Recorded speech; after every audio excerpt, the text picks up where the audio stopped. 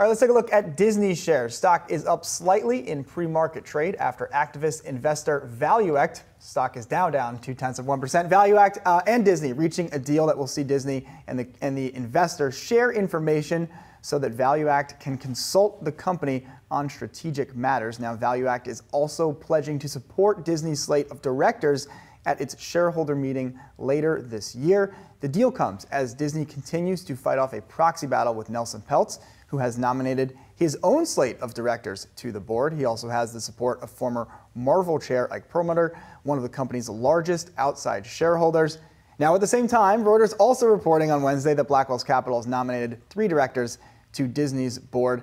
Now, we do have a problem with scale here. Blackwells owns about $5 million worth of Disney stock. Peltz owns closer to $4 billion worth of Disney shares.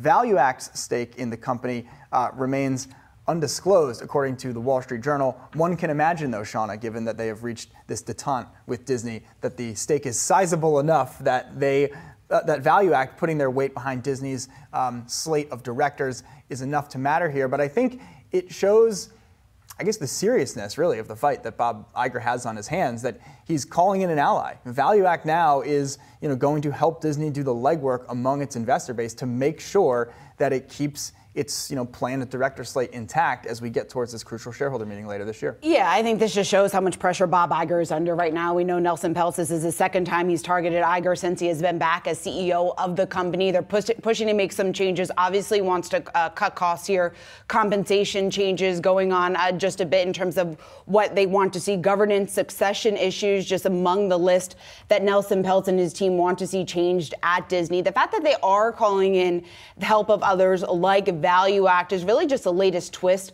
of this ongoing saga that we have been covering now for over a year. Whether or not they are able to successfully fend off Peltz and please him here for the second time, that is a big question that investors are facing right now. Clearly, Disney is up against a number of challenges since Iger has returned. They need to figure out how to stem their losses in the streaming business. They need to figure out how to boost their parks business more going forward. A number of the changes or a number of the issues that Iger himself has outlined during the last several earnings calls. So how quickly he can act and how quickly he can get investor shareholders back on board is the question that I think many on the street are asking themselves right now. Yeah, I mean, I think, in Iger's view, he's come out, he's done quite a lot on the cost-cutting side. No, he's done a lot on the cost-cutting side, and I think there's a certain level at which, you as the CEO are sitting there like, okay, but now we need to run the business. Yeah. I've cut out, it's going to be $7 billion in costs, I think, over the next couple of years. But there's still, it still takes a lot of money to put on the college football playoff, to put these movies out. And I think there's a level at which you as the CEO are trying to find a way to say, all right, enough.